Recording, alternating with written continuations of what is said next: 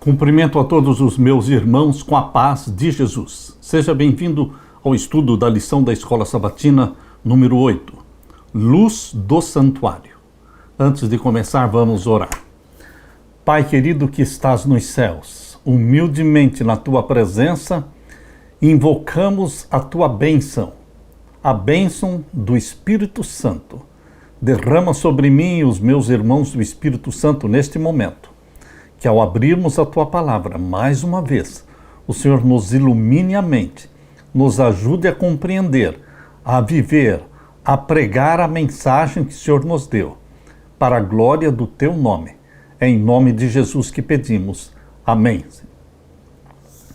Luz do santuário. O verso áureo, ora, o essencial das coisas que estamos dizendo é que temos tal sumo sacerdote, que se assentou à direita do trono da majestade, nos céus, como ministro do santuário e do verdadeiro tabernáculo que o Senhor erigiu e não o homem. Hebreus 8, verso 1 e verso 2. A Bíblia é muito clara quando fala do santuário do céu, o santuário celestial, onde Cristo ministra. Jesus não poderia ministrar no santuário da terra, porque no santuário da terra somente os da tribo de Levi, os da família de Arão, poderiam ser sacerdotes. Jesus não era da tribo de Levi, Jesus era da tribo de Judá. Portanto, no santuário da terra ele não poderia ser sacerdote. Mas a Bíblia fala do verdadeiro santuário, que não é uma cópia, é o original, que é o santuário do céu. Ora, o essencial das coisas que estamos dizendo é que temos tal sumo sacerdote que se assentou à direita do trono da majestade nos céus, como ministro do santuário e do verdadeiro tabernáculo que o Senhor erigiu e não o homem. Este é o verdadeiro santuário, o eterno santuário do céu. Depois do desapontamento de 22 de outubro de 1844, alguns mileritas compreenderam que a profecia dos 2.300 anos não diziam respeito à segunda vinda de Jesus. Como foi entendida, foi um equívoco, mas a profecia dos 2.300 anos estava apontando para o momento em que o juízo celestial começaria. Queridos, purificação do santuário é o que diz ali em Daniel 8,14, até 2.300 tardes e manhãs e o santuário será purificado. Purificação do santuário nunca foi uma referência à segunda vinda de Jesus. É uma referência ao dia da expiação, o dia 10 do 7º mês, entendendo que as festas do santuário terrestre eram festas proféticas apontando para o ministério de Jesus no santuário celestial. Portanto, meu querido irmão, o santuário celestial é o único, verdadeiro e eterno que permanece para todo sempre, como está revelado no livro de Hebreus. Hebreus revela o santuário celestial, mas não somente o livro de Hebreus. Em Apocalipse capítulo 4, nos fala também do santuário celestial. Por quê? A sétima igreja é Laodiceia, é o povo do juízo. Portanto, o Apocalipse fala do povo do juízo, a igreja do juízo, que era a última igreja, igreja de Laodiceia. E então, o capítulo 4 fala da sala do juízo, o capítulo 5 de Apocalipse fala do livro do juízo, o capítulo 6, 7 e 8 de Apocalipse mostram o desenrolar do juízo celestial, o processamento do juízo celestial em 7 fases de selamento do povo de Deus. A purificação do santuário no céu era o cumprimento da purificação simbólica do santuário terrestre, ensinada no livro de Levítico. Para entender melhor essa importante verdade, observemos o paralelo entre Daniel capítulo 7 e Daniel capítulo 8.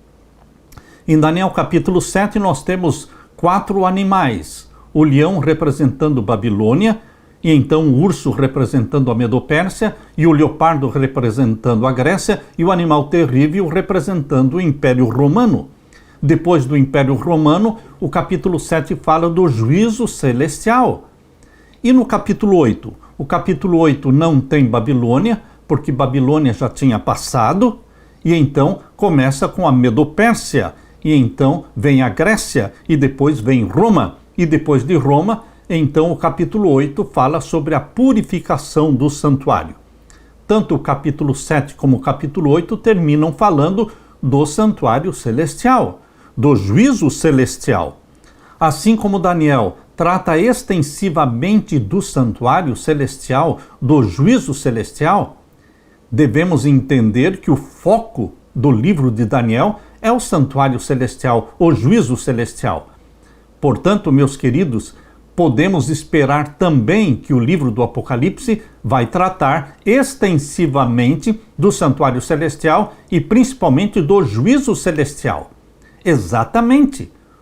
O Apocalipse capítulo 1 começa falando do santuário celestial, mostrando o lugar santo. Capítulo 1 de Apocalipse mostra Jesus Cristo vestido como um sacerdote no lugar santo do santuário celestial.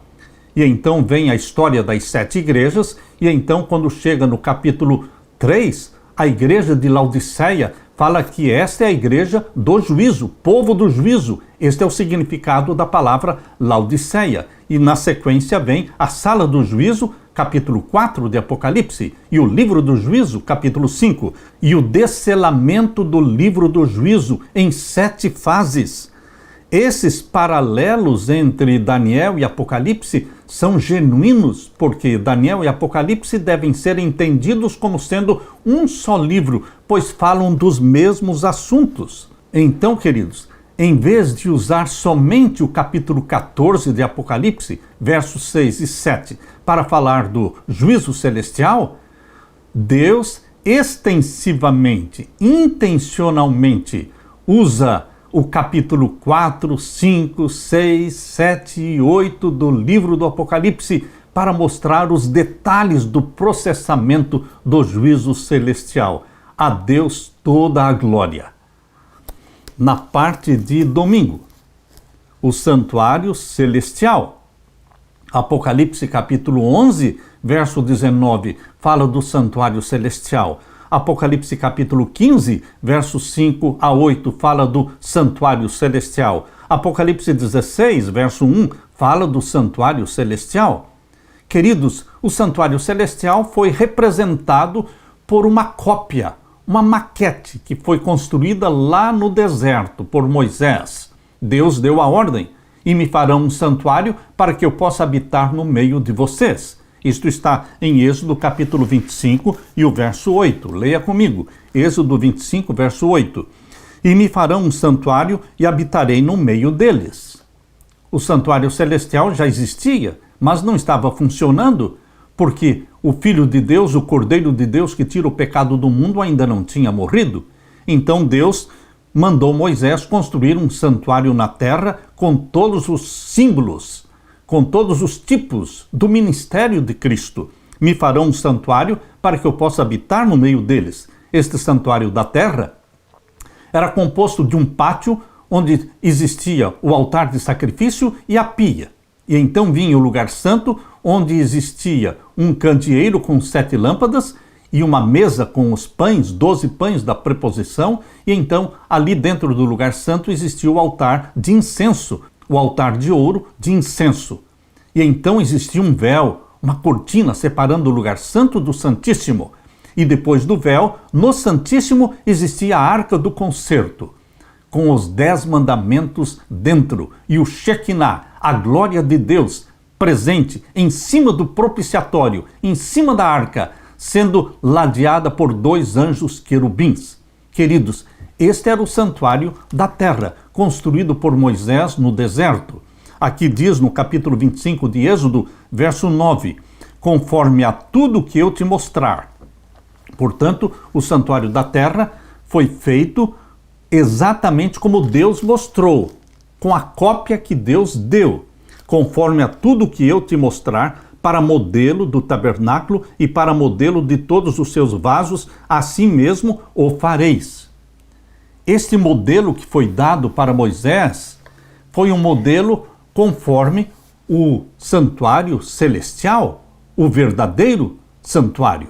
Por isso, meus queridos, quando nós comparamos o Antigo e o Novo Testamento, nós compreendemos a doutrina do santuário. Abra sua Bíblia agora em Hebreus capítulo 8, e vamos ver então os versos 1 até o verso 6. Ora, a suma do que temos dito é que temos um sumo sacerdote, tal que está sentado nos céus à destra do trono da majestade. O santuário celestial não está vazio, existe ali um sacerdote, não é da tribo de Levi, não é da família de Arão, mas é Jesus Cristo, feito, escolhido e eleito como sacerdote do santuário celestial. Essa escolha foi feita pelo próprio Pai, que o nomeou como sacerdote do santuário celestial. Ali ele é o sacerdote e ali ele é o Cordeiro de Deus também, e ali ele também é o sumo sacerdote. Verso 2. Ministro do santuário e do verdadeiro tabernáculo, o qual o Senhor fundou e não o homem. Porque todo sumo sacerdote é constituído para oferecer dons e sacrifícios, pelo que era necessário que este também tivesse alguma coisa que oferecer. No santuário da terra, os sacerdotes ofereciam sacrifícios animais. Mas no santuário celestial, o próprio Filho de Deus oferece o seu próprio sangue. Ele é o Cordeiro de Deus. Verso 4. Ora, se ele estivesse na terra, nem tampouco sacerdote seria. Por quê? Porque no sacerdócio terrestre, somente os da família de Arão, da tribo de Levi, poderiam ser sacerdotes. Mas Jesus era da tribo de Judá. Por isso, Hebreus capítulo 8, verso 4 explica: ora, se ele estivesse na terra, nem tampouco sacerdote seria, havendo ainda sacerdotes que oferecem dons segundo a lei, os quais servem de exemplares sombras das coisas celestiais. Tudo que era feito no santuário da terra era sombra e exemplo das coisas celestiais. Como Moisés divinamente foi avisado, estando já para acabar o tabernáculo, porque foi dito: olha, faze tudo conforme o modelo que no monte se te mostrou. Mas agora alcançou ele ministério tanto mais excelente, quanto é mediador de um melhor concerto. Jesus Cristo é o mediador de um melhor concerto, porque não se baseia na morte de animais. No santuário celestial não existe morte de animais. Existe um único sacrifício único de Jesus Cristo, que morreu na cruz do Calvário. Morreu, ressuscitou, subiu ao céu, foi entronizado no santuário celestial no dia do Pentecostes. 50 dias após a sua ressurreição, foi feita a festa do Pentecostes do santuário celestial. Quando Cristo foi entronizado, ungiu o santuário celestial e então enviou o Espírito Santo, que foi derramado em forma de chuva temporã sobre a igreja. Queridos, aqui nós temos o Antigo e o Novo Testamento. Nós temos aqui o santuário da terra e o santuário celestial. Apocalipse 3 termina falando da última igreja na face da terra, Laodiceia, povo do juízo. E logo na sequência da carta do povo do juízo, Deus mostra em Apocalipse 4 a sala do juízo, e então no capítulo 5 o livro do juízo, e então no capítulo 6, 7 e 8 o processamento do juízo em 7 fases do selamento do povo de Deus. Ao se debruçarem sobre as Escrituras, depois de 22 de outubro de 1844, aqueles cristãos adventistas mileritas, ainda não existia a Igreja Adventista do Sétimo Dia, eram cristãos adventistas mileritas que passaram pelo desapontamento de 22 de outubro de 1844. Os primeiros crentes adventistas mileritas entenderam que existiam 2 santuários mencionados na Bíblia, o que Moisés construiu e o original no céu. O termo santuário, como é usado na Bíblia, refere-se em primeiro lugar ao tabernáculo construído por Moisés, como modelo ou tipo das coisas celestiais, e em segundo lugar, ao verdadeiro tabernáculo no céu, para o qual o santuário terrestre apontava. Com a morte de Cristo, o ritual típico perdeu a sua importância. O verdadeiro tabernáculo no céu é o santuário da nova aliança. A nova aliança é feita com o sangue de Jesus Cristo, visto que a profecia de Daniel 8,14, até 2.300 tardes e manhãs, e o santuário será purificado? Visto que esta profecia se cumpre nesta era, no Novo Testamento, no período da Nova Aliança, então o santuário mencionado em Daniel 8,14 é o santuário celestial. Não existia mais em 1844 o santuário da terra. Ao terminarem os 2.300 dias em 1844, já por muitos séculos não havia santuário na terra. Por isso, a profecia, até 2.300 tardes e manhãs e o santuário será purificado, aponta inquestionavelmente para o santuário do céu. O santuário no deserto, construído por Moisés, era uma maquete, um modelo do santuário celestial. Os serviços no santuário da terra prenunciavam o plano divino da salvação. Cada sacrifício oferecido representava a oferta de Jesus na cruz do Calvário. Por meio da morte de Cristo, estamos livres da condenação do pecado. A culpa deixa de existir quando aceitamos o sacrifício de Jesus em nosso favor e confessamos os nossos pecados, conforme diz em 1 João 1,9. Jesus não é apenas o Cordeiro que morreu por nós, ele é também o sacerdote. E não é somente o sacerdote, ele é também o sumo sacerdote, que ministra a seu favor lá no santuário do céu. Jesus pode salvar perfeitamente os que por ele se aproximam de Deus, vivendo sempre para interceder por eles. Isto é o que Paulo diz em Hebreus 7:25. Ele remove a culpa. Jesus nos salva do poder do pecado. Não somente perdoa o pecado, mas nos dá poder para vencer o pecado. O ministério de Jesus no santuário do céu é a nosso favor. Como resultado da sua intercessão, o domínio do pecado em nossa vida é quebrado. Bendito seja Deus, porque o perdão dado por Deus, ele nos dá também o poder para vencer o pecado, quebrar o domínio de Satanás sobre nós. Não estamos mais escravizados à natureza pecaminosa, porque não vivemos segundo a carne, e sim vivemos segundo o Espírito, que nos gerou, o Espírito Santo. Em Cristo somos livres da condenação e também do domínio do pecado. Memorize esta frase. Em Cristo somos livres da condenação e do domínio do pecado. Apegados a Jesus, temos a certeza da salvação. No cristianismo, em geral, não se destaca o santuário celestial. No cristianismo em geral não se fala, não se prega sobre o ministério de Jesus no santuário do céu. Esta é uma doutrina esquecida, mas o movimento adventista, a Igreja Adventista do Sétimo Dia, foi chamada por Deus para apresentar diante do mundo as verdades do santuário celestial. Queridos, a única forma de entender o plano da salvação é entender todas as festas proféticas do santuário da terra que se cumprem no ministério de Cristo no santuário celestial. A festa da Páscoa apontava para a morte de Cristo, porque Cristo morreu no dia da Páscoa, dia 14 de Nisan, do ano 31.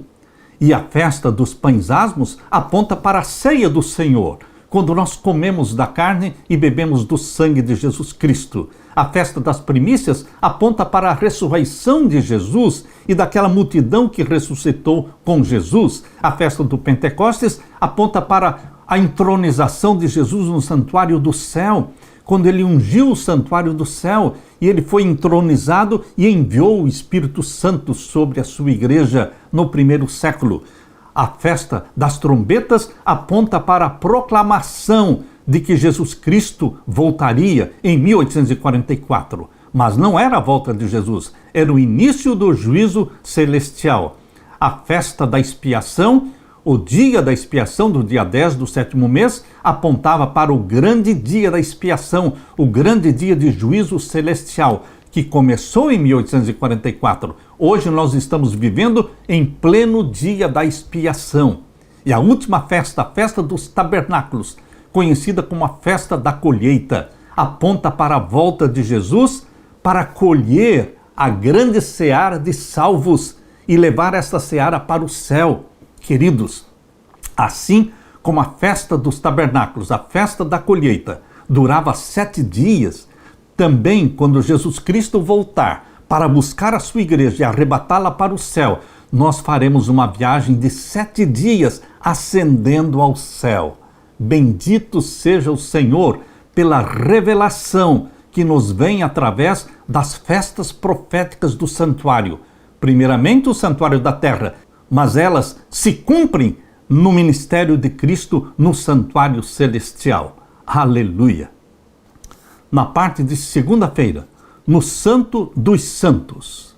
Queridos, o santuário tinha o lugar santo e o lugar santíssimo. O lugar santíssimo é chamado o Santo dos Santos. Abra sua Bíblia em Levítico capítulo 16. Levítico capítulo 16, vamos ver o verso 21. Aqui em Levítico capítulo 16, a partir do verso 15, está descrevendo o dia da expiação, que era o dia 10 do 7º mês.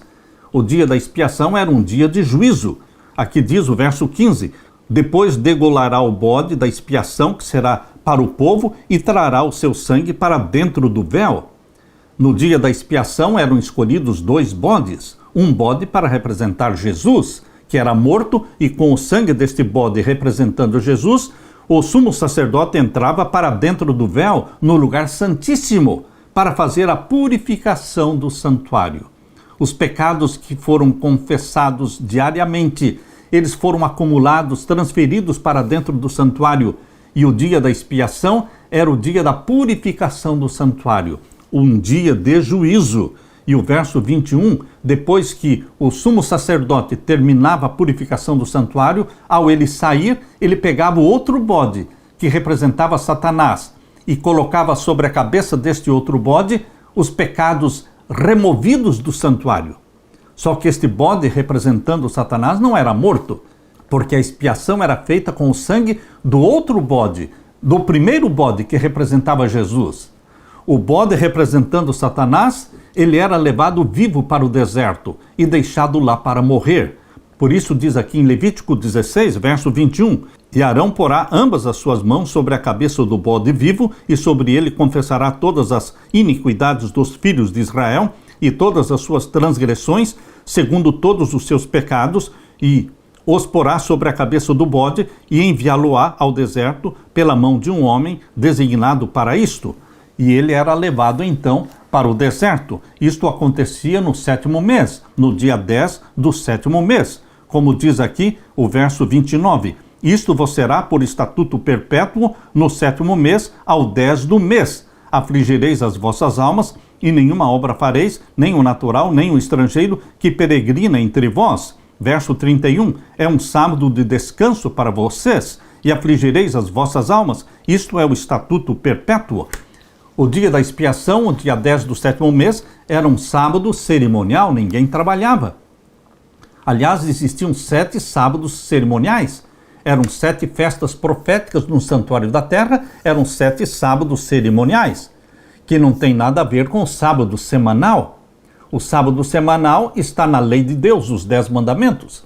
Os sábados cerimoniais destas 7 festas proféticas, eles existem ali na lei chamada de Lei de Moisés. Foi dada por Deus, mas é conhecida por Lei de Moisés porque foi escrita por Moisés. Mas os 10 mandamentos foram escritos diretamente pelo dedo de Deus. E nos 10 mandamentos está o sábado semanal, que não depende de uma data fixa do mês. É o 7º dia de cada semana. Queridos, no Santo dos Santos, no Santíssimo, era realizada a festa da expiação. Era um único dia no ano, dia 10 do 7º mês, que o sumo sacerdote penetrava no lugar santíssimo para fazer a purificação do santuário. Exatamente como Paulo fala no livro de Hebreus. No livro de Hebreus, o capítulo 9. Abra sua Bíblia, no livro de Hebreus, o capítulo 9, nós vamos ver aqui a descrição que Paulo faz do dia da expiação. Capítulo 9, vamos ler aqui Hebreus capítulo 9, primeiramente vamos ler o verso 7. Mas no segundo, ou seja, no segundo compartimento, que é o Santo dos Santos, só o sumo sacerdote, uma vez no ano, não sem sangue, que oferecia por si mesmo e pelas culpas do povo. Portanto, no lugar santo, o sacerdote entrava todos os dias, mas no segundo compartimento. No Santo dos Santos, o sumo sacerdote entrava uma vez por ano com o sangue do bode para fazer expiação pelos pecados. E agora lemos Hebreus capítulo 9, verso 23 e 24. De sorte que era bem necessário que as figuras das coisas que estão no céu assim se purificassem, mas as próprias coisas celestiais com sacrifícios melhores do que estes. Porque Cristo não entrou num santuário feito por mãos, figura do verdadeiro, porém no mesmo céu, para agora comparecer por nós perante a face de Deus, nem também para si mesmo se oferecer muitas vezes, como sumo sacerdote cada ano entra no santuário com sangue alheio. Doutra maneira, necessário lhe fora padecer muitas vezes desde a fundação do mundo, mas agora, na consumação dos séculos, uma vez se manifestou para aniquilar o pecado pelo sacrifício de si mesmo. E como aos homens está ordenado morrerem uma vez, vindo depois disto o juízo, assim também Cristo, oferecendo-se uma vez para tirar os pecados de muitos, aparecerá segunda vez, sem pecado, aos que o esperam para a salvação. Meu querido irmão, no dia 10 do 7º mês era o Yom Kippur. Yom Kippur, o dia da expiação, mencionados em Levítico 16 e Levítico 23. Ali foram dadas todas as instruções. Todas as atividades regulares cessavam neste dia 10 do 7º mês. Todos jejuavam. Enquanto o sumo sacerdote estava na presença de Deus no lugar santíssimo, em favor do povo, todos faziam o exame de consciência e buscavam a Deus em confissão. Qualquer um que não se humilhasse no dia da expiação era eliminado do povo, não faria parte do povo escolhido. No dia da expiação, o sumo sacerdote levava o sangue do bode do Senhor para o santuário e, depois de aspergi-lo no propiciatório, aplicava o sangue nos chifres do altar de ouro e do altar de bronze, purificando o santuário. Depois de fazer expiação pelo santuário, ele colocava as mãos sobre o bode vivo e confessava os pecados de Israel. Este bode vivo, representando Satanás, era levado ao deserto para ser separado do acampamento para sempre. No santuário celestial, Jesus ministrou por nós como advogado e sacerdote desde que foi entronizado no céu no dia do Pentecostes até 1844. Ele exerceu a função de sacerdote, de advogado. Porém, em 1844, ele entrou no Santíssimo do Santuário Celestial para receber da mão do Pai o livro selado com 7 selos, o livro do juízo, e iniciou o desselamento do livro. O selamento em 7 fases do povo de Deus. O juízo celestial, Yom Kippur, no dia 10 do 7º mês. Isto representa a festa do juízo celestial, que começou em 1844. Essa é a última fase do ministério de Cristo no santuário celestial. Ao terminar esta fase, que é o juízo celestial, a porta da graça vai se fechar, exatamente como diz em Apocalipse 8, verso 5. Jesus Cristo deixa de interceder. O incensário de ouro, que era usado para interceder, agora, conforme Apocalipse 8, verso 5, Jesus enche o incensário de ouro com fogo do altar e o lança sobre a terra e diz: está feito. Não mais perdão, não mais graça. A porta da graça foi fechada. Os ímpios permanecerão ímpios e os santos do Altíssimo permanecerão santos. Meu querido irmão, essa é a última fase do ministério de Jesus Cristo a nosso favor. Aleluia! Na parte de terça-feira, o juízo chegou. Chegou a hora do juízo. Qual é a semelhança entre Daniel capítulo 7? Abra sua Bíblia. Vamos ver a semelhança entre Daniel capítulo 7, versos 9 e 10 e Apocalipse capítulo 14. Abra sua Bíblia em Daniel capítulo 7, vamos ler os versos 9 e 10. Aqui diz: eu continuei olhando até que foram postos uns tronos e um ancião de dia se assentou. O seu vestido era branco como a neve, o cabelo da sua cabeça como a limpa lã, o seu trono chamas de fogo e as rodas dele fogo ardente. Verso 10. Um rio de fogo manava e saía de diante dele, milhares de milhares o serviam e milhões de milhões estavam diante dele. Assentou-se o juízo e abriram-se os livros. Claramente, a visão de Daniel aqui no capítulo 7 está falando do juízo celestial. O juízo celestial que se dá pela abertura dos livros. E agora, no capítulo 7, verso 13, mostra Jesus Cristo vindo ao Santíssimo do Santuário Celestial para receber da mão do Pai o livro do juízo. Leia comigo, verso 13. Eu estava olhando nas minhas visões da noite, e eis que vinha nas nuvens do céu um como filho do homem. E dirigiu-se ao ancião de dias, e o fizeram chegar até ele. Jesus Cristo, ele veio ao Pai no Santíssimo em 1844, no final dos 2.300 anos, para receber o livro e iniciar o juízo.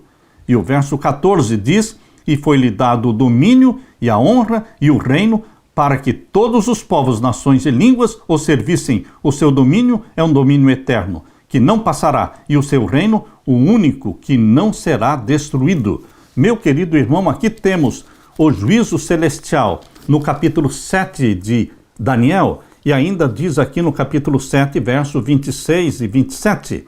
Mas o juízo estabelecer-se-á, e eles tirarão o seu domínio, o domínio do chifre pequeno, o domínio papal, será tirado. Ele domina a terra no tempo do fim, mas o seu domínio acabará, porque o juízo será estabelecido, e eles tirarão o seu domínio para o destruir e para o desfazer até o fim.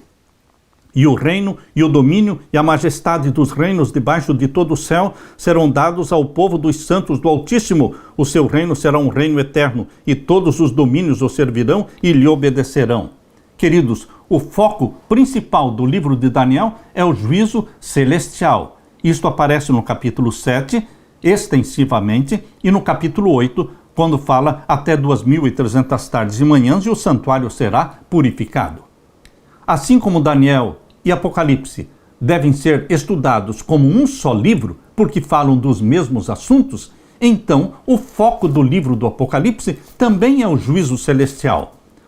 E por que o foco do livro de Apocalipse é o juízo celestial? Porque o santuário celestial é mostrado no livro do Apocalipse desde o primeiro capítulo. Como já dissemos, o capítulo 1 começa em Apocalipse mostrando o lugar santo do santuário celestial.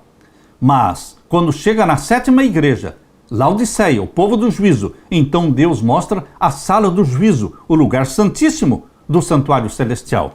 Portanto, meu querido irmão, nós vemos pleno acordo, plena concordância entre as profecias de Daniel e as profecias do Apocalipse. O juízo é um tema preeminente na Bíblia. Deus há de trazer a juízo todas as obras, até as que estão escondidas, quer sejam boas, quer sejam más. Eclesiastes 12, 14. Jesus chamou a atenção dos seus ouvintes para o juízo futuro, quando disse: as pessoas darão conta de toda palavra inútil que proferirem. Mateus 12, 36. Paulo escreveu: Deus trará à plena luz as coisas ocultas das trevas, mas também manifestará os desígnios dos corações, 1 Coríntios 4, 5. E o profeta João ouviu o anjo dizendo: é chegada a hora do juízo, Apocalipse 14, 7. Queridos, em Apocalipse 22, abra sua Bíblia, Apocalipse 22, e vamos ver então os versos 10 a 12. Leia comigo. E disse-me: não seles as palavras da profecia deste livro, porque próximo está o tempo. Interessante que as profecias de Daniel foram seladas até o tempo do fim. As profecias de Daniel só começaram a ser entendidas no tempo do fim. Mas as profecias de Apocalipse não foram seladas. Não seles as palavras da profecia deste livro, porque Apocalipse quer dizer revelação. E o verso 11: quem é injusto, faça injustiça ainda, e quem está sujo, suje-se ainda, e quem é santo, seja santificado ainda. Meu querido irmão, esta frase de Apocalipse 22, verso 11, será proferida num tempo específico, exatamente no fechamento da porta da graça, quando Jesus Cristo lançar o incensário sobre a terra. Apocalipse 8, verso 5. Os versos 3 e 4 mostram Jesus fazendo a grande e última intercessão. É o sétimo selo. E depois de fazer a última grande intercessão no sétimo selo, Apocalipse 8, versos 3 e 4, então Jesus pega um incensário de ouro, enche do fogo do altar e o lança sobre a terra. E no livro Primeiros Escritos, de Ellen White, na página 279, ela diz que quando Jesus lança o incensário sobre a terra, ela diz exatamente as palavras que estão em Apocalipse 22, verso 11. Quem é injusto, faça injustiça ainda, e quem está sujo, suje-se ainda, e quem é justo, faça justiça ainda, e quem é santo, seja santificado ainda. É o fechamento da porta da graça. E eis que cedo venho, e o meu galardão está comigo para dar a cada um segundo a sua obra. Meu querido irmão, conforme Apocalipse 8, verso 6, somente então as trombetas começarão a ser tocadas. Preste atenção nesta sequência linda que Deus colocou no Apocalipse. Uma vez que Cristo vem para dar a recompensa final, deve haver um juízo antes da volta de Jesus. Jesus virá para dar a recompensa para cada um, então eles já foram julgados. Quando Jesus Cristo descer do céu, ele já sabe quem são os salvos e quem são os perdidos, porque o juízo foi feito, é um juízo pré-advento. Quando Cristo retornar, não haverá uma segunda chance para os ímpios. Todo ser humano teve informações suficientes para tomar sua decisão definitiva e irrevogável a favor de Cristo ou contra Cristo, para receber o selo do Deus vivo ou para receber o sinal da besta. Meu querido irmão, em Cristo nós temos o perdão, e em Cristo nós temos mais do que perdão. Nós temos o poder do Espírito Santo em Cristo Jesus para vencer o mal, para quebrar o domínio do pecado, o domínio de Satanás sobre nós. Precisamos ter medo do juízo? Não, porque o juiz é Jesus Cristo e ele também é o nosso advogado. Querido irmão, minha querida irmã, nós temos em Jesus Cristo o nosso defensor e nós temos em Jesus Cristo o nosso juiz que tomará a decisão a nosso favor, porque não há nenhuma condenação para os que estão em Cristo Jesus, Romanos 8:1, que foram gerados pelo Espírito Santo. Por isso não andam segundo a carne, mas andam segundo o Espírito. Bendito seja Jesus Cristo, advogado nosso, juiz nosso. Ora vem, Senhor Jesus. Amém. Na parte de quarta-feira, a boa notícia do lugar santíssimo. Que segurança e qual é o convite que temos ali em Hebreus capítulo 4? Abra sua Bíblia. Hebreus capítulo 4, vamos ver então os versos 14 a 16. Hebreus capítulo 4, os versos 14 a 16. Visto que temos um grande sumo sacerdote. Vejam, Jesus não é somente sacerdote, ele também é sumo sacerdote. Ele trabalha no lugar santíssimo. Desde quando? Desde 1844. Temos ali um grande sumo sacerdote, Jesus, Filho de Deus, que penetrou nos céus. Retenhamos firmemente a nossa confissão, porque não temos um sumo sacerdote que não possa compadecer-se das nossas fraquezas, porém um que, como nós, em tudo foi tentado, mas sem pecado. Por isso ele entende você, porque ele foi tentado em tudo, como nós somos tentados, mas ele venceu. Cheguemos, pois, com confiança ao trono da graça, para que possamos alcançar misericórdia e achar graça, a fim de sermos ajudados em tempo oportuno. E também no capítulo 10 de Hebreus. Capítulo 10 de Hebreus, vamos ver os versos 19 em diante. Tendo, pois, irmãos, ousadia para entrar no santuário. Você entra no santuário celestial pela fé. Você se imagina entrando no santuário celestial pelo sangue de Jesus Cristo, porque é ali que Jesus Cristo está intercedendo por você. Tendo, pois, irmãos, ousadia para entrar aonde? No santuário, pelo sangue de Jesus, pelo novo e vivo caminho que Jesus abriu pelo seu sangue, que ele nos consagrou, diz aqui, pelo véu, isto é, pela sua carne.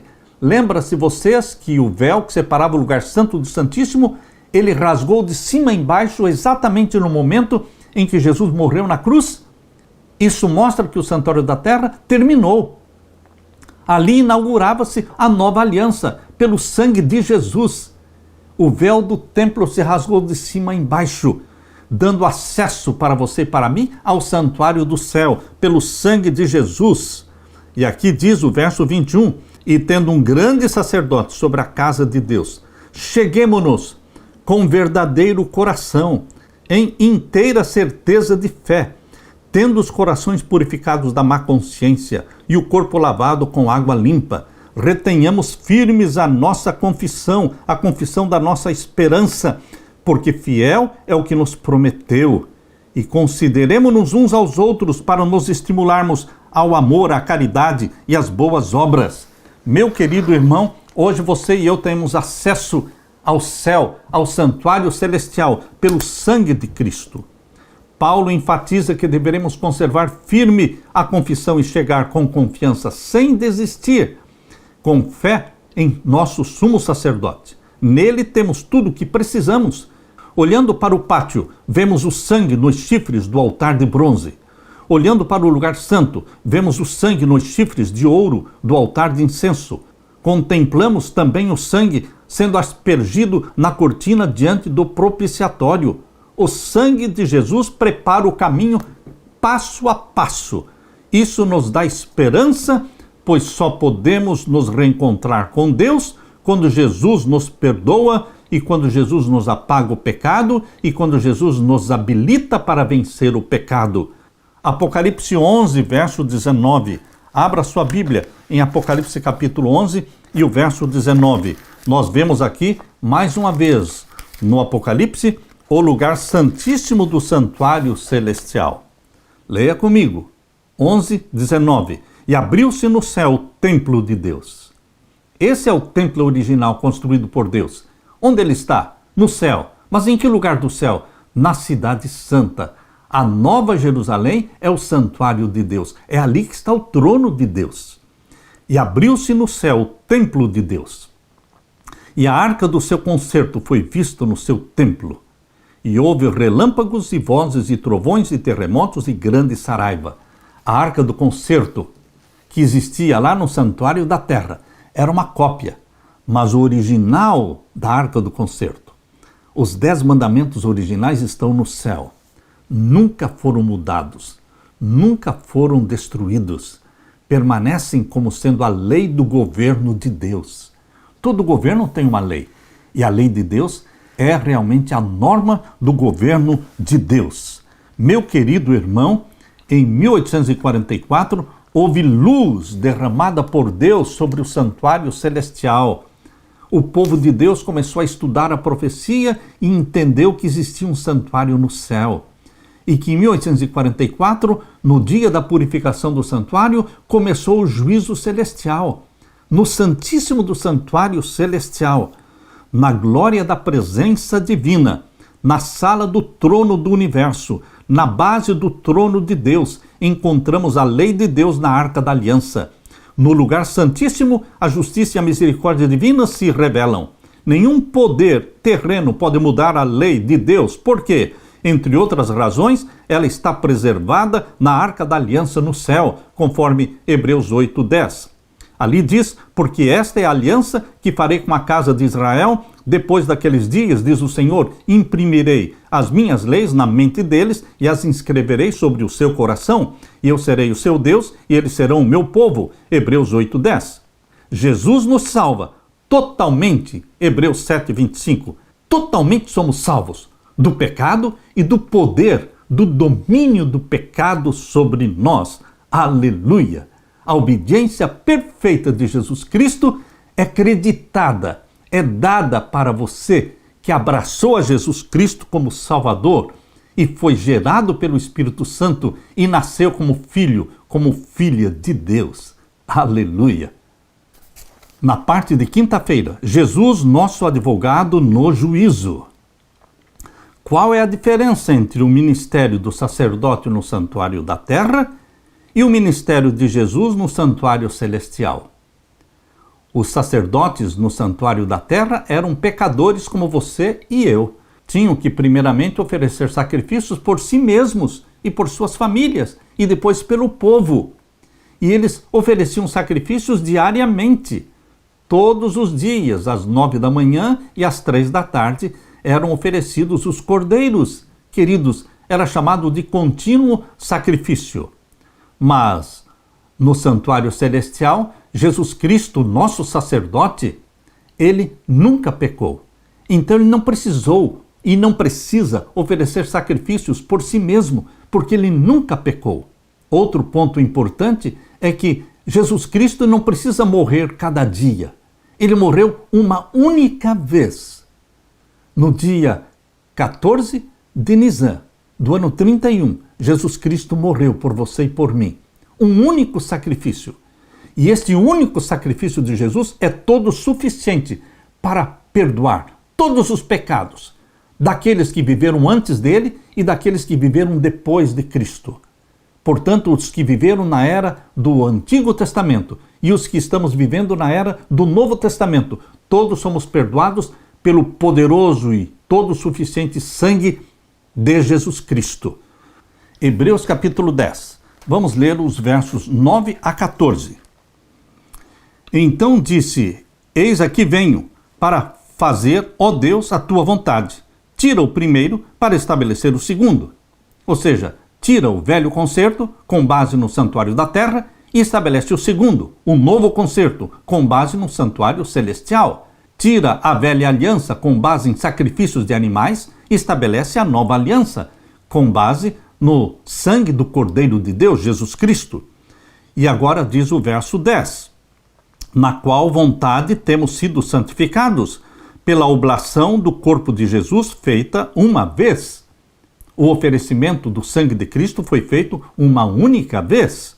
E o verso 11, e assim todo sacerdote aparece cada dia, ministrando e oferecendo muitas vezes os mesmos sacrifícios que nunca podem tirar os pecados.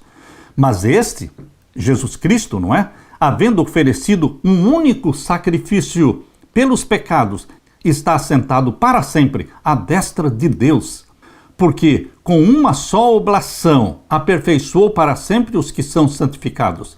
E também o Espírito Santo nolo testifica, porque depois de haver dito: este é o concerto que farei com eles depois daqueles dias, diz o Senhor, porei as minhas leis em seus corações e as escreverei em seus entendimentos, acrescenta: e jamais me lembrarei dos seus pecados e das suas iniquidades. No Antigo Testamento a lei estava escrita em pedra, mas no Novo Testamento a nova aliança, que derrama sobre você o Espírito Santo, a lei de Deus é escrita em nosso coração. É uma diferença muito grande. O Espírito Santo escrevendo os 10 mandamentos na nossa mente, no nosso coração. Por isso nós podemos dizer, como Jesus falou: deleito-me em fazer a tua vontade, ó Deus meu. A tua lei está dentro do meu coração. Queridos, vamos ler agora Hebreus capítulo 6. Hebreus capítulo 6 e os versos 18 a 20. Hebreus 6 e os versos 18 a 20. Para que, por duas coisas imutáveis, nas quais é impossível que Deus minta, tenhamos a firme consolação, nós, os que pomos o nosso refúgio em reter a esperança proposta. Duas coisas nas quais é impossível que Deus minta. Deus não mente. Deus é impossível mentir. E Ele prometeu a salvação pelo sangue de Jesus. Essa é a esperança proposta. Verso 9. A qual temos como âncora da alma segura e firme, e que penetra até o interior do véu. Jesus penetrou no Santíssimo, no interior do véu, para interceder por você, para julgar você, para levantar a mão diante do Pai, dizendo: eu derramei o meu sangue, vejo os sinais nas minhas mãos, nos meus pés. Estes são os sinais do preço que eu paguei por este que está suplicando perdão. Com base no sangue de Cristo, na intercessão de Jesus Cristo, nós somos salvos, o qual temos como âncora da alma segura e firme e que penetra até o interior do véu, onde Jesus, nosso precursor, entrou por nós, feito eternamente sumo sacerdote, segundo a ordem de Melquisedeque. Jesus Cristo é o sacerdote é o sumo sacerdote segundo a ordem de Melquisedeque. Como entender Melquisedeque? Melquisedeque foi um rei conhecido de uma cidade conhecida, a cidade de Salém, o antigo nome de Jerusalém. Ele viveu no tempo de Abraão. Ele não era da tribo de Levi, porque Levi nem existia no tempo de Melquisedeque e Abraão. Levi ainda não tinha nascido, mas Melquisedeque foi escolhido por Deus para ser um sacerdote que não era da tribo de Levi, porque ele era um símbolo de Jesus. Foi escolhido e foi eleito por Deus o Pai para ser sacerdote seu e meu, sem ser da tribo de Levi. Assim como Melquisedeque foi escolhido por vontade do Pai para ser sacerdote, independente da genealogia sacerdotal, também Jesus foi escolhido pelo Pai para ser o nosso sacerdote lá no santuário do céu, sem genealogia sacerdotal. Por isso diz segundo a ordem de Melquisedeque. Queridos, a intercessão de Cristo no santuário celestial em favor do ser humano é tão essencial ao plano da redenção como foi a sua morte na cruz do Calvário. Com sua morte, ele iniciou esta obra e, após a ressurreição, ascendeu ao céu para concluí-la. O sacrifício de Cristo é perfeito em cada fase do seu ministério. A morte de Cristo é perfeita, perfeitamente suficiente para perdão dos nossos pecados. Mas é lá no santuário do céu, no lugar santo, que ele ministra como sacerdote nosso. E ali no lugar santo, Jesus Cristo também é um sacerdote perfeito, mediador perfeito. Mas é no Santíssimo que ele exerce o poder de sumo sacerdote e juiz nosso. E nesta fase de sumo sacerdote e de juiz nosso, ele também é perfeito, perfeito Salvador nosso. Meu querido irmão, ali no santuário do céu se reflete a luz da cruz do Calvário. Ali podemos obter uma compreensão mais clara dos mistérios da redenção. Jesus abriu o caminho para o trono do Pai e, por meio da sua mediação, o desejo sincero de todos os que a ele se aproximam, pela fé, pode ser apresentado diante do Pai. O plano da salvação acaba com o grande conflito e resgata a terra das garras de Satanás. Jesus revelou o amor de Deus a um mundo em necessidade e a um universo expectante. Sua morte revelou a maldade do pecado e ofereceu salvação. Bendito seja Deus por Jesus Cristo ser constituído sacerdote, advogado nosso e sumo sacerdote nosso.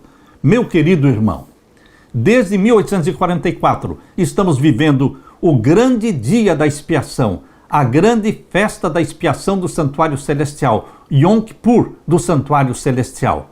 O juízo celestial começou pelos mortos em 1844 e não acabou ainda. Por que não acabou ainda? Porque não começou o juízo dos vivos. O juízo dos vivos só vai começar no tempo em que os vivos forem selados pelo selo do Deus vivo ou então pelo sinal da besta. Quando a lei dominical for aprovada e começar o selamento dos ímpios com o sinal da besta, começa também o selamento do povo de Deus pelo selo do Deus vivo. O conflito será entre sábado e domingo. Selo do Deus vivo, 7º dia da semana, o sábado bíblico. E o sinal da besta, o 1º dia da semana, sendo santificado como dia santo. Sinal de Deus, sinal da besta. Quando for aprovada a lei dominical mundialmente, vai começar o selamento dos vivos. Meu querido irmão, hoje nós vivemos no grande dia da expiação. Apegue-se a Jesus Cristo. Confesse os seus pecados.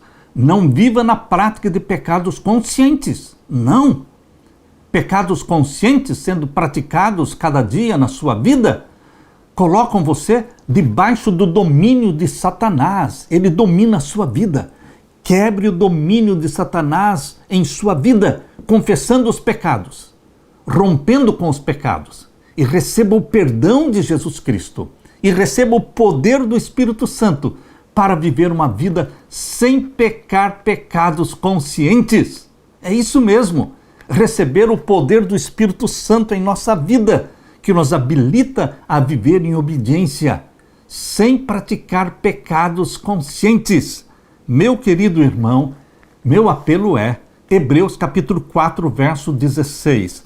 Cheguemos, pois, com confiança ao trono da graça, para que possamos alcançar misericórdia e achar graça, a fim de sermos ajudados em tempo oportuno. Que Deus derrame sobre você o Espírito Santo, meu querido irmão. É a minha oração. Deixe-me orar com você. Pai querido que estás nos céus, obrigado pela explanação que o Senhor nos deu, pela explicação da doutrina do santuário. O santuário da terra com suas festas proféticas e o santuário celestial com as suas festas proféticas. Ó meu querido Jesus, volte logo nos buscar. Estamos ansiosos por contemplar o nosso Senhor Jesus descendo do céu com poder e glória, para então realizar a festa da colheita, colhendo-nos para o reino de Deus e levando-nos numa viagem de 7 dias em direção ao céu, em direção à Nova Jerusalém. Volte logo, meu Jesus, é a nossa súplica. Em teu nome suplicamos. Amém, Senhor. Deixo com você, meu irmão, minha irmã, a paz de Jesus. Amém.